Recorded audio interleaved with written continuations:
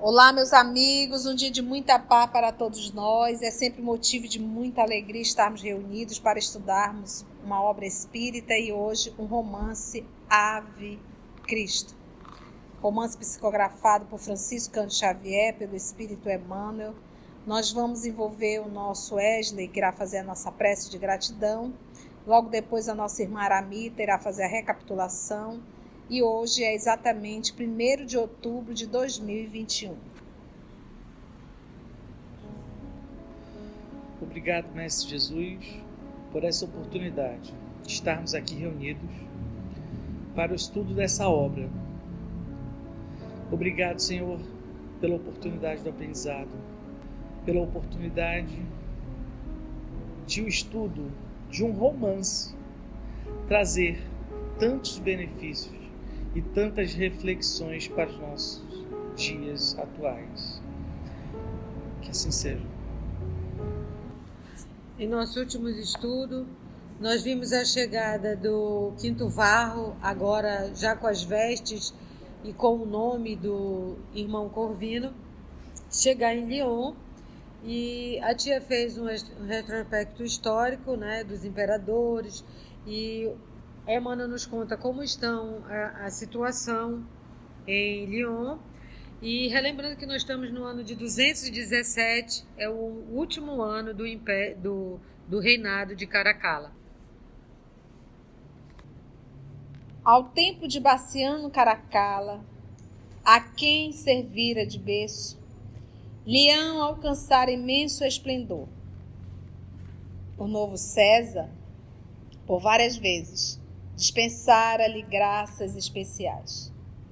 A corte aí se reunia, frequentemente, em jogos e comemorações.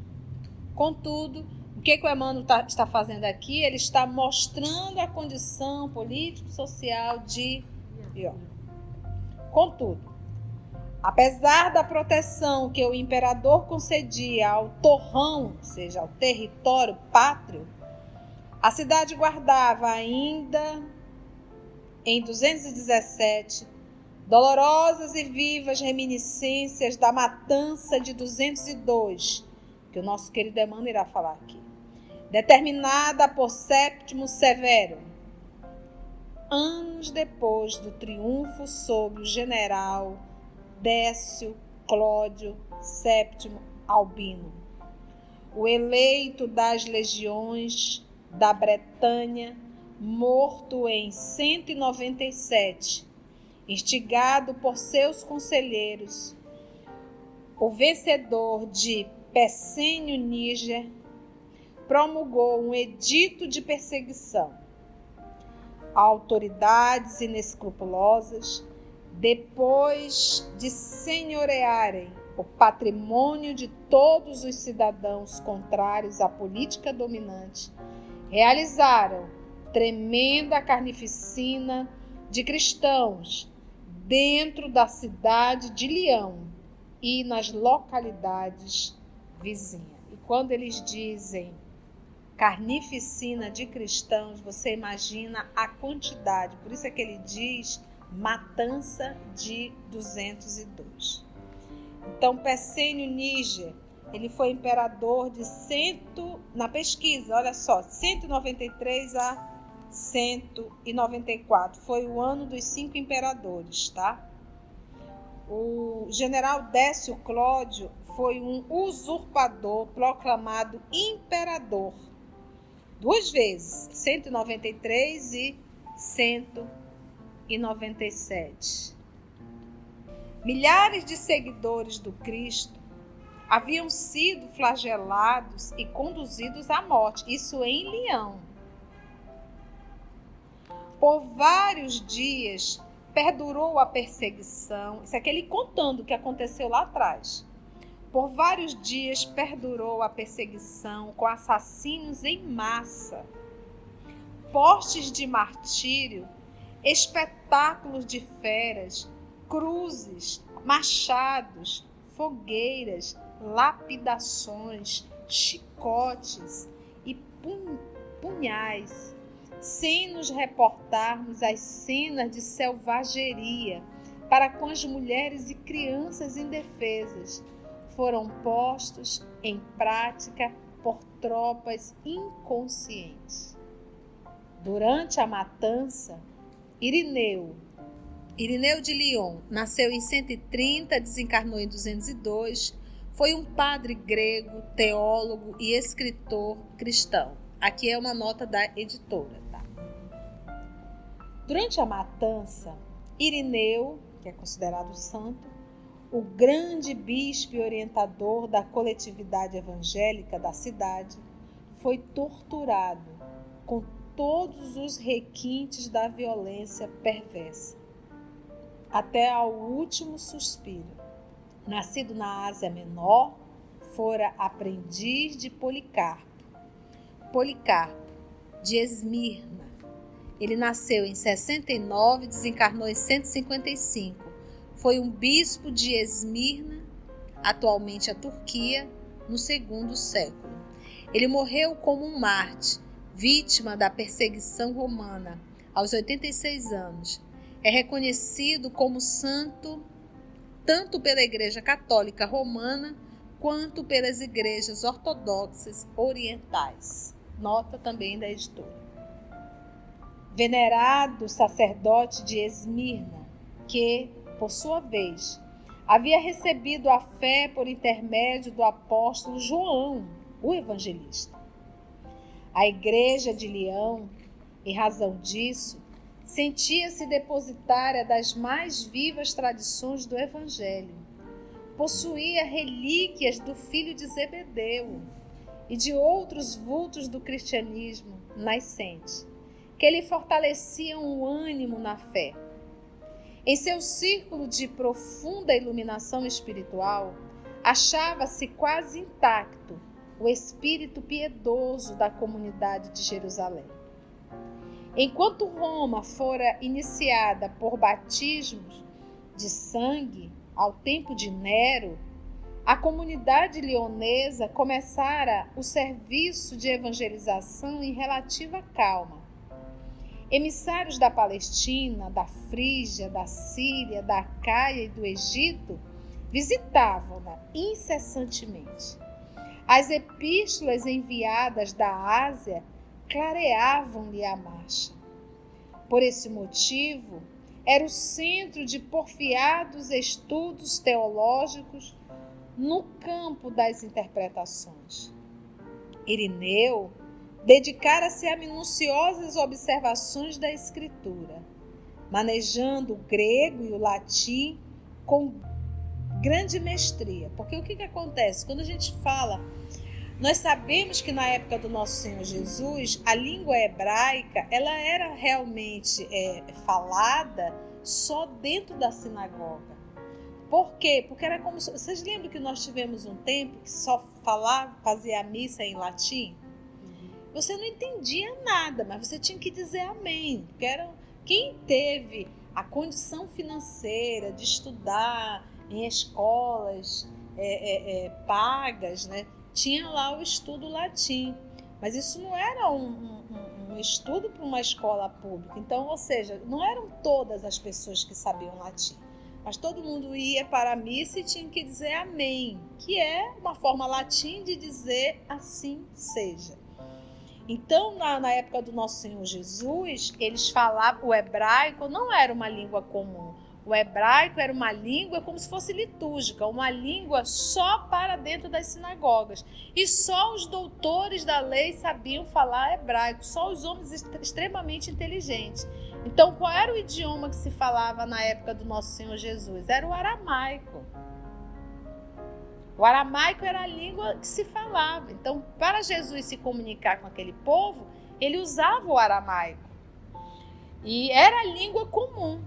O grego era a língua comercial. É o que é hoje o inglês. Então, o grego era uma língua comercial. Então, nós sabemos que o Antigo Testamento, os originais não são os originais, mas os escritos estão em hebraico. Mas nós não sabemos dos originais do Novo Testamento. Então, com certeza, Mateus Levi, para que todos compreendessem, escreveu o quê? Em grego ou em aramaico? Aramaico. Aramaico. A gente vai raciocinando. Mas quando chegou nas mãos de Paulo, o apóstolo que sabia o grego, e quando ele enviava, ele muitas coisas escreveu em grego. Então nós temos aí toda uma história de tradução. Porque o que se sabe, porque o que nós sabemos que Lutero foi que tirou do latim, ninguém sabe se ele tirou do latim para o alemão ou se ele tirou já da tradução grega. Porque não sabe se o Lutero sabia o grego.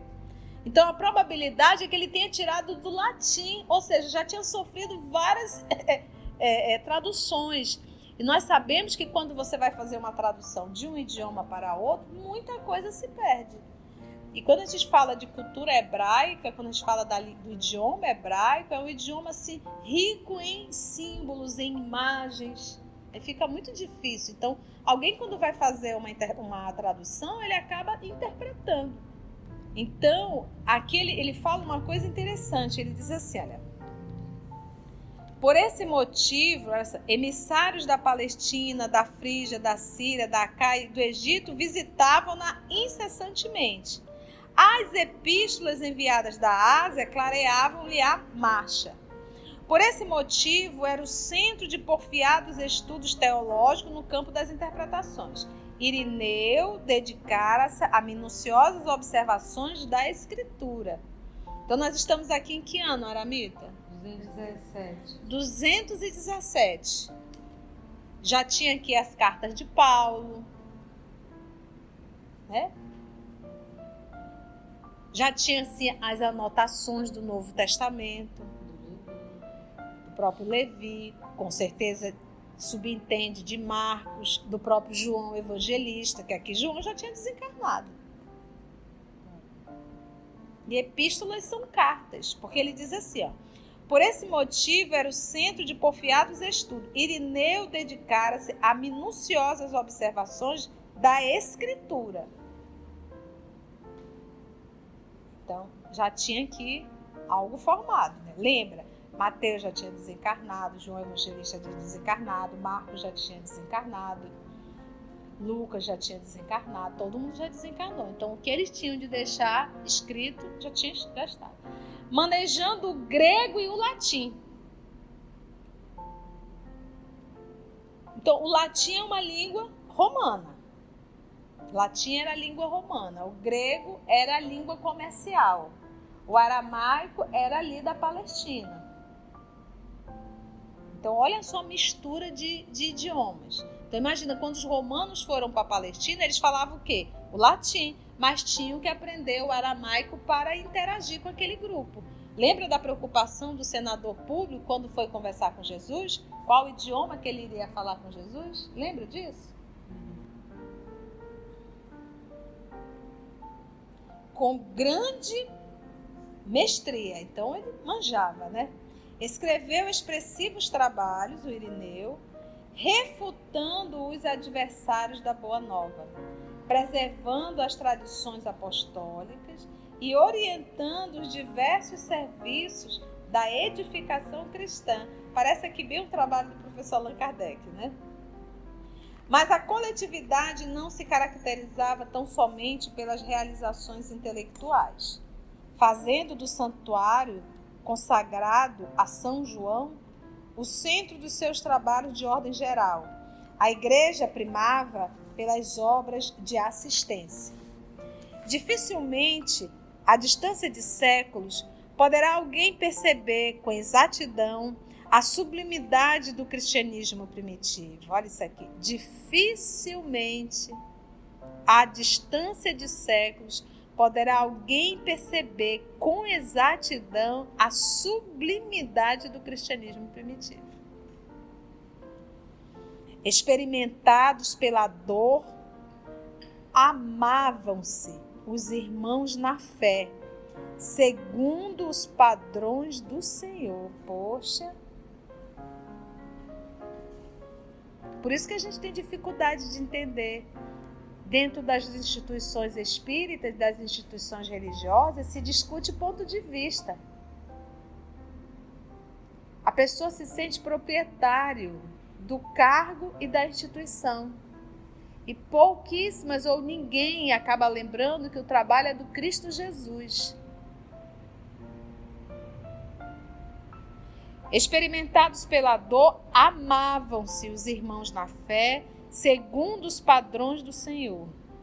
Em toda a parte, a organização evangélica orava para servir e dar, em vez de orar para ser servida e receber. Só isso aqui, gente, já é uma chamada. Por exemplo, ele diz assim: dificilmente à distância dos séculos poderá alguém perceber com exatidão a sublimidade do cristianismo primitivo. 99,99% das pessoas que buscam a religião é para pedir, não é para servir. É para barganhar com Deus. Como se Deus aceitasse isso. E a gente faz a oração é para pedir. Apesar da oração Pai Nosso, seja feita a tua vontade, assim na terra como no céu.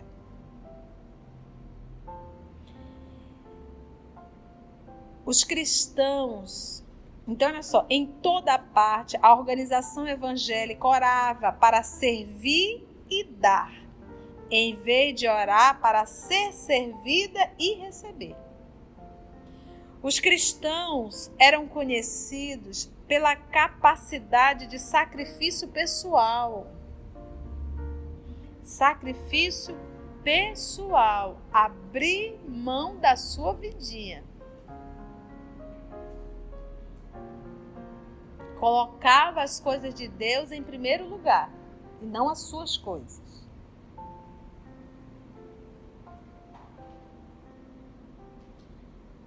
Pela capacidade de sacrifício pessoal a bem de todos, pela boa vontade, pela humildade sincera, pela cooperação fraternal, pela humildade sincera, então tem a falsa, pela cooperação fraternal e pela diligência que empregavam no aperfeiçoamento de si mesmo. Esse é o cristianismo. Esses dois parágrafos aqui nos apresentam o que é ser cristão. Tudo o que nós hoje não somos. Olha esse outro parágrafo. Amavam-se reciprocamente. Me conta. Amavam-se reciprocamente. A gente puxa o tapete um do outro. Nós temos irmãos espíritas criticando um ao outro, mesmo a pessoa estando fazendo bem. Então, por isso é que a fala do Nosso Senhor: os meus discípulos, eles serão reconhecidos por muitos se amarem. Se não há amor, não há cristianismo. E dói, mas é isso.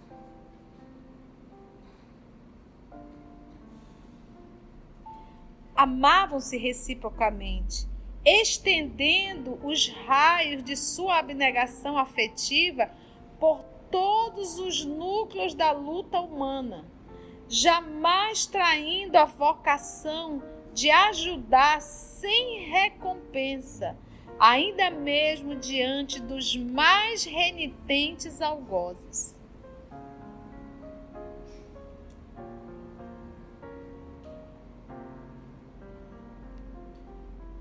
Ao invés de fomentarem discórdia e revolta entre os companheiros jungidos, ou seja, ligados ali à canga da escravidão, lembra a canga, aquela madeira, que se coloca aqui sobre a canga da escravidão, honravam no trabalho digno a melhor maneira de amparar-lhe a libertação. Então, ao invés de chegar lá e estimular O cristão que está na condição de escravo a uma guerra, a um conflito, o que eles faziam? Ao invés de fomentar discórdia e revolta entre os companheiros jungidos à canga da escravidão, honravam no trabalho digno a melhor maneira de amparar-lhe a libertação. A gente vai ver esse cristão na figura de Gesiel. Lembra que ele foi como escravo no navio, ali preso no remo? Quem é que saía das galeras vivo? Ninguém. E vocês lembram que o Emmanuel fez questão de nos contar que todos ali eram uma agressividade só. Vocês lembram disso? Se maltratavam, se maldiziam. E o Gesiel trabalhava com o mesmo amor, com o mesmo carinho. Que é isso que a gente tem que entender. Quando a gente acende a luz cristã dentro de nós, para onde nós formos, a luz vai junto. Então não é uma condição, o verdadeiro cristão, ele não está submetido a uma luz externa. Porque a luz já é dele. Aonde ele chegar, ele leva claridade. Então não depende de onde ele está inserido. Para onde ele for, ele vai ser. O Gesiel não sabe ser de outro jeito. Se for para lavar o chiqueiro, ele vai lavar com a mesma alegria de que ele estiver lavando a casa dele. E aí o que aconteceu? Entre todos aqueles, foi ele apontado para cuidar de Paulo Sérgio. Entende, gente, como é? Então, isso serve pra gente. A gente se revolta, reclama, maldiz. A gente tem que entender que cada um de nós estamos no ambiente necessário para o nosso processo de evolução. Se é uma acomodação, não. Se é um processo de bom senso e aceitação. Então, quantas vezes a gente é convidado a fazer um trabalho mais simples e a gente faz revoltado e às vezes ainda faz mal feito, que ainda diz assim, isso aqui não é meu. É engraçado que eu estava com um problema lá no telhado, lá em casa, bem no meu quarto, e eu não estava conseguindo descobrir. Eu chamei um senhorzinho, conversei com ele, eu disse, olha, faça como se fosse para o senhor, com toda a atenção para tentar descobrir. E eu falei olhando no fundo da alma dele, eu não falo mais nem com o corpo, eu já falo com a alma mesmo, já ódio que eu vou falar com a alma. E ele disse que aquilo mexeu tanto com ele, que ele chegou lá em cima, ele fez uma prece, e ele me contou. Esse meu senhor, me ajude a resolver o caso da vizinha, aonde está esse vazamento? Aí ele disse assim, que uma voz veio bem aqui, vizinha, disse assim, ó, bem aqui, nesse buraquinho. E ele tapou. Aí ele desceu e contou isso para mim. Caiu uma chuva torrencial e não entrou mais água. Coisa mais linda isso, né? Então a gente percebe realmente esse desejo de que seja o que for que eu venha fazer, que eu possa estar em sintonia com o Pai e fazer da melhor forma possível. Sabiam apagar os pruridos do egoísmo, para abrigarem sobre o próprio teto os remanescentes das perseguições. Então, nada de grito, nada de falácias, nada de absolutamente nada. Vamos o quê? Como ele diz, sabiam apagar. Inflamados de fé na imortalidade da alma, inflamados de fé na imortalidade da... O que é inflamado, gente? É apagado? Não, incendiado. Fazei brilhar a vossa luz. Inflamado de fé na imortalidade da alma, não receavam a morte. Então agora com essa Covid, que a gente viu o espírito agoniado, desesperado, correndo da sala para a cozinha, não querendo tocar em nada, não querendo, porque, desculpa, mas estava bem apagadinho sua luz. Porque ele diz aqui, olha, inflamado de fé na imortalidade da alma, ou seja, eu não vou morrer. Ninguém morre. E quem esteve com muito medo foi quem pegou. Muitos que estavam com muito medo pegou e não desencarnou. E talvez nem era para ter pego, mas pegou para aprender a lição. Porque não é a gente que comanda o mundo, quem comanda é Deus. Ninguém chega lá do outro lado, aí Deus se surpreende. Você veio! Mas por que você não usou máscara e álcool gel? Não tomou sua vacina?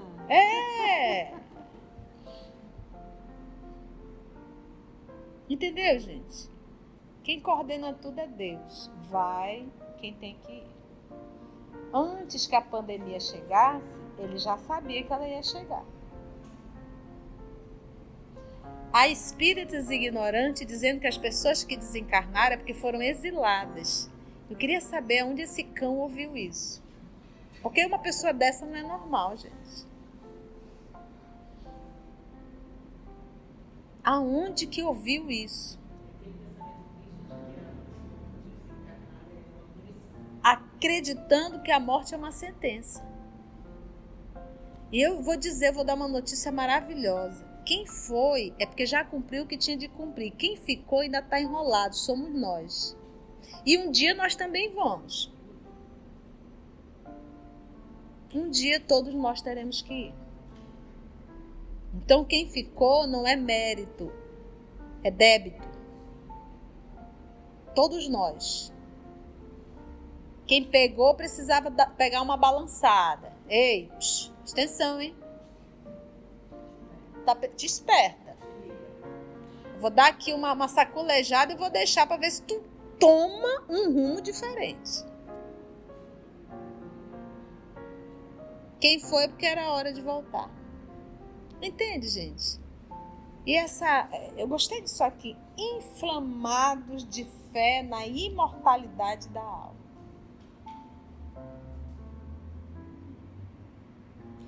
Os companheiros martirizados partiam como soldados de Jesus, cujas famílias na retaguarda lhes cabia proteger e educar. Sabe quando o soldado vai para a guerra? Mas sabe que a família vai ser amparada pelo governo?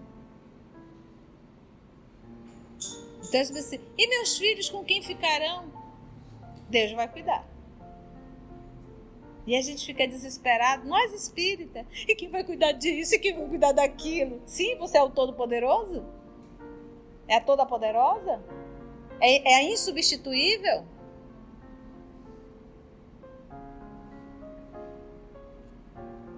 Assim é que a comunidade de Leão guardava, sob a sua custódia de amor, centenas de velhos, enfermos, mutilados, mulheres, jovens e crianças. Porque aquele pai de família que foi, eles apoiavam o grupo familiar. Aquele que ficou mutilado, o mutilado não tinha trabalho, gente. Se hoje é preciso uma lei obrigando a empresa a empregar, tu imagina isso no século 3? E eles amparavam uns aos outros. Nós espíritas não fazemos isso, não. A gente faz congresso e tem que pagar a inscrição. Se tu não tem dinheiro, tu não participa. Uma pessoa participa do nosso grupo, desaparece 3, 4, 5, 6 semanas e ninguém dá fé. Quando a gente percebe, sai no Facebook, luto. A gente não tem o hábito de passar mensagens um para os outros. Fulano, você não está indo. O que houve, né? Precisando de alguma coisa? Isso é o verdadeiro cristão. Então nós ainda estamos longe de sermos verdadeiros cristãos. Cena do próximo capítulo.